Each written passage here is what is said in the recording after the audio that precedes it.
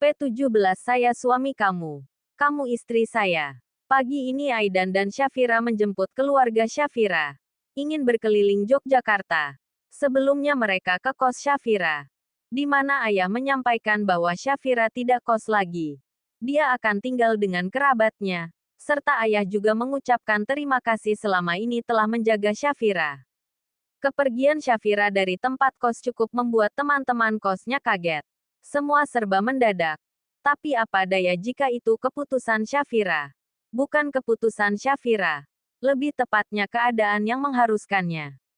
Aidan tidak turun. Akan timbul gosip apabila ada yang tahu ada Aidan di dalam mobil itu. Kayak kenal sama mobil itu, ujar salah satu teman kos Syafira. Mobil siapa? Kayaknya pernah nampak di kampus lah. Emang yang punya mobil kayak gitu cuma pihak kampus. Ya gak sih? Bersyukur kaca mobil Aidan gelap. Jadi tidak ada yang dapat melihat keberadaannya. Selesai packing dibantu oleh keluarga. Barang-barang pun dibawa ke mobil oleh ayah dan Yusuf. Bukan Aidan gak mau bantu ya. Seharian ini mereka habiskan jalan-jalan. Syafira seakan enggan lepas dari sang bunda. Besok mereka harus sudah kembali ke Pekanbaru. Pasha izin tidur di hotel ya. Syafira memohon saat mengantar keluarga Syafira ke hotel. Syah, kamu kayak baru pisah sama bunda aja. Biasanya juga biasa aja tuh. Kenapa setelah menikah malah manja? Karena setelah menikah Syah gak tahu apa bisa sering pulang ke Pekanbaru. Ujarnya lirih. Tapi masih terdengar. Hei, kamu bisa pulang kapanpun. Tapi ingat izin sama suami. Dan jangan panggil suami kamu Pak dong. Kan bukan di kampus, tambah bunda. Syafira melihat Aidan sekilas lalu kembali melihat bunda. Masih belum biasa bun. Maka dari itu biasakan. Nanti Syah coba. Jawabnya singkat. Aidan mengizinkan Syafira untuk menginap di hotel. Tapi tidak dengan bunda. Bunda memaksa Syafira untuk pulang. Cukup besok datang untuk mengantarkan mereka ke bandara. Syafira dan Aidan sudah berada di kamar. Sudah mengambil posisi di sisi ranjang masing-masing. Tapi masih dalam posisi menyandar di dinding ranjang dan sibuk dengan benda pipih masing-masing. Besok saya ada kuliah pagi. Jadi tunggu saya pulang baru ke hotel. Ujar Aidan membuka suara dan meletakkan handphone di atas nakas. Syah ke hotel aja duluan naik motor. Jawab Syafira. Tunggu saya pulang. Sebenarnya saya masih cuti. Tapi ada yang harus saya gantikan. Ya udah gak apa-apa. Bapak ke kampus Syah bisa kok naik motor Syah. Ujarnya lagi. Kali ini dengan menghadap ke arah Aidan. Bisa manut gak? Tanya Aidan dan kini mereka duduk dengan saling berhadapan di atas ranjang. Aidan memasang wajah datarnya. Pak Aidan ribet deh. Kamu yang ribet karena gak bisa nunggu saya. Saya gak lama di kampus. Setelah itu kita ke hotel. Kan Pak Aidan jadi bolak-balik. Bisa manut? Tanya Aidan dengan mendekatkan wajahnya ke wajah Syafira dan itu membuat Syafira kaget dan langsung mengangguk kepalanya kecil. Ih kenapa tiba-tiba deketin muka sih? Kan jadi datdikduk. Batin Syafira. Mendapat anggukan dari Syafira walau terpaksa membuatnya tersenyum simpul. Lalu membaringkan tubuhnya.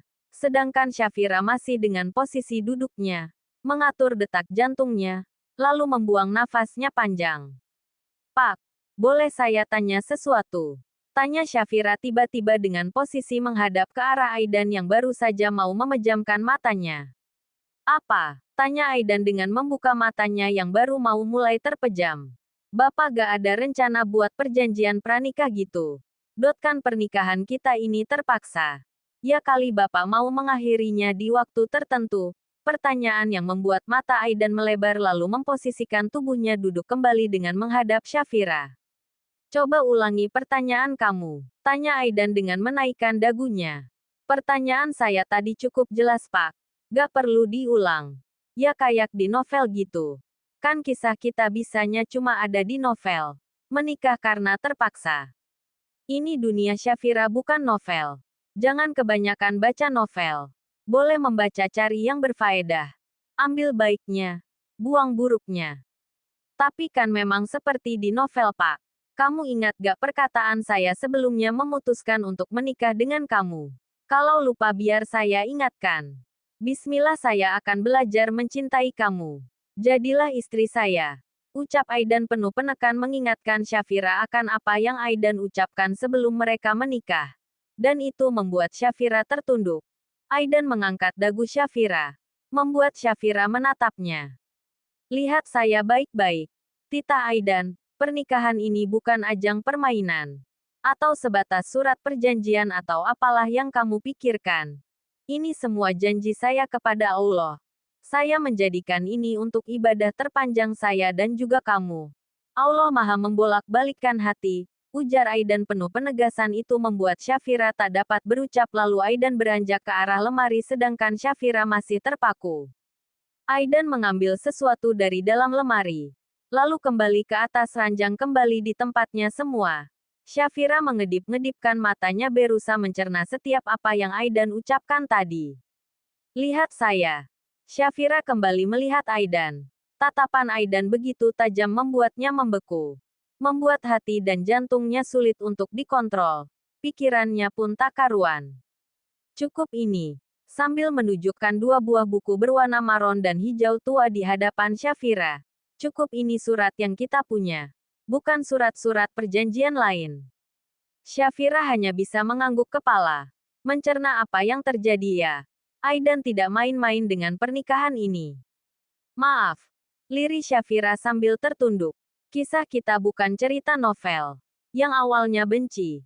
Terpaksa menikah. Membuat surat perjanjian pernikahan. Lalu saling jatuh cinta. Bucin. Lalu membatalkan perjanjian itu. Menyesali semuanya. Itu bukan kisah kita. Ingat, saya tidak memaksa kamu harus mencintai saya dengan cepat. Karena saya juga sedang belajar. Tapi kita harus belajar memahami satu sama lain. Tahu posisi masing-masing. Saya adalah suami kamu dan kamu istri saya. Saya tidak mempermasalahkan jika kamu belum siap terbuka tentang pernikahan kita. Tapi ingat, saya adalah suami kamu. Dan saat di kampus maka saya adalah dosen kamu. Syafira menganggukkan kepalanya. Ada rasa hangat di hatinya saat Aidan mengatakan itu semua. Kamu bisa menutupi pernikahan kita. Tapi ingat, kamu sudah bersuami. Tunggu. Emangnya Bapak pernah lihat saya punya pasangan di kampus? Atau dekat dengan laki-laki? Kamu memang tidak menjalin hubungan dengan seorang lelaki. Tapi banyak mahasiswa yang menaruh hati sama kamu kan? Itu kan mereka. Tetap saja kamu harus jaga jarak. Iya, saya juga tahu batasan tanpa Bapak ingatkan. Lagian seharusnya saya yang bertanya. Bukannya Bapak sudah punya tunangan ya? Kan beberapa waktu lalu ada gosip Bapak sedang cuti tunangan. Tunangan? Kamu salah paham. Udah tidur. Ini udah malam. Tita Aidan lalu merebahkan tubuhnya setelah memasukkan buku nikah mereka ke dalam laci nakas. Salah paham. Maksudnya? Tanya Syafira penasaran. Dibahas besok. Saya ngantuk. Ih, mana boleh gitu. Jawab dulu. Sambil menyenggol-nyenggol pundak Aidan. Tapi Aidan tak merespon. Malah makin memejamkan matanya. Dan itu membuat Syafira kesal. Dan mau tidak mau ikut membaringkan juga tubuh untuk tidur. Tidur dengan rasa penasaran. Syafira terbangun tepat pukul 4 pagi. Bergegas ke kamar mandi. Untuk mengambil wudhu. Dan betapa kagetnya Syafira saat membuka pintu kamar mandi berdiri seorang pria tampan yang menyilangkan tangannya di atas dada. Pak Aidan mau ngapain? Tanya Syafira gugup. Bagaimana tidak gugup saat ini dia tidak memakai jilbabnya. Rambut panjang itu dia gulung hingga menampilkan leher jenjangnya. Aidan tak menjawab. Malah melangkah kakinya. Dan spontan membuat Syafira mundur selangkah. Pak Aidan mau ngapain? Tanya Syafira lagi. Mau wudhulah. Ngapain kamu ngehalangin jalan saya? Jawabnya datar. Menahan tawa. Hah? Saya menghalangin jalan Bapak. Tak ada jawaban. Aidan hanya mengangkat kedua pundaknya. Dan itu membuat Syafira benar-benar jengkel. Jika bukan suaminya mungkin udah siap meledak tuh bom atom.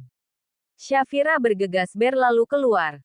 Dan memainkan mukenanya. Sedangkan tanpa Syafira tahu, Aidan tertawa kecil di dalam kamar mandi melihat ekspresi gugup dan jengkel sang istri. Ada kepuasan tersendiri untuk Aidan. Beberapa menit kemudian Aidan keluar dan bergegas memakai baju koko dan sarungnya. Mau jamaah? Tanya Aidan membentang sajadahnya. Dan Syafira mengangguk sebagai jawaban. Selesai sholat subuh, Syafira bergegas turun ke bawah. Seperti menghindari Aidan karena kejadian beberapa menit lalu. Dan Aidan masih betah dengan ekspresi datangnya.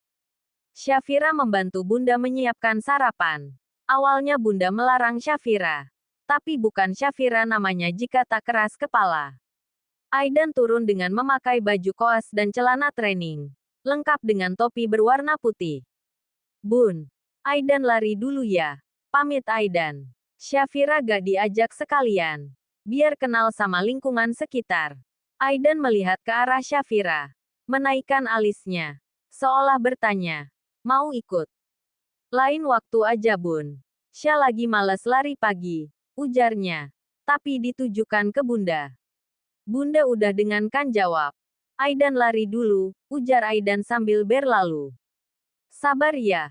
Aidan memang sedikit cuek. Tapi kalau udah sayang, kamu pasti akan terheran-heran. Syafira hanya bisa tersenyum dengan apa yang Bunda ucapkan. Oh ya Bun. Adinda sekolah di mana? Tanya Syafira. Adinda adalah adik kandung Aidan yang memilih sekolah pesantren di Surabaya. Pesantren di Surabaya. Nanti dia liburan pulang. Kenapa harus di Surabaya Bun? Kan di sini banyak pesantren yang tak kalah bagus. Pilihannya sendiri. Lagian Simbah juga di sana. Sekalian nemenin Simbah. Urusan sarapan beres. Syafira pun izin ke kamar. Untuk membersihkan kamar. Dan kebetulan barang-barangnya yang dari kos belum tersusun semua. Syafira membuka koper dan beberapa box yang berisi barang-barangnya. Merapikan satu persatu. Mulai dari pakaian buku hingga perlengkapan lainnya. Untuk perlengkapan dapur dan lainnya ditaruh ke dapur Bunda. Kan gak mungkin disusun di kamar. Bisa ngamuk entar Aidan. Kruk, kruk. Sepertinya cacing di dalam perutnya sudah mulai meminta makan. Tapi Aidan belum pulang. Mana berani dia. Jika ini di rumah ayah, dia akan segera berlari ke dapur. Syafira berdiri di depan rak buku Aidan, sambil memegangi perutnya yang bergendang ria. Dan pandangan itu ternyata dikaksikan oleh Aidan. Kebetulan pintu kamar sedikit terbuka. Dehem Aidan dan membuat Syafira langsung menoleh ke sumber suara. Pak Aidan udah pulang. Seperti yang kamu lihat. Saya lapar. Kamu gak mau sarapan? Maulah. Jawabnya cepat. Gak tahu apa nih perut udah kayak musik rocker. Batin Syafira sembari berjalan mengikuti Aidan menuju meja makan. Saat menuruni tangga yang terakhir, kaki Syafira tersandung. Entah efek buru-buru, entah efek kelaparan. Dan itu membuatnya menabrak punggung Aidan. Au! Aduhnya sambil memijit keningnya. Aidan membalikkan badannya. Kamu kenapa? Udah tahu kejedut punggung bapak. Kok masih tanya sih? Sewot Syafira. Saya juga tahu soal itu. Yang saya tanya kamu kenapa bisa sampai kejedut punggung saya. Kalau tadi saya gak di depan kamu bukan punggung saya yang kamu jedut, tapi lantai. Tahukah? Sya lapar. Jawabnya sambil melewati Aidan.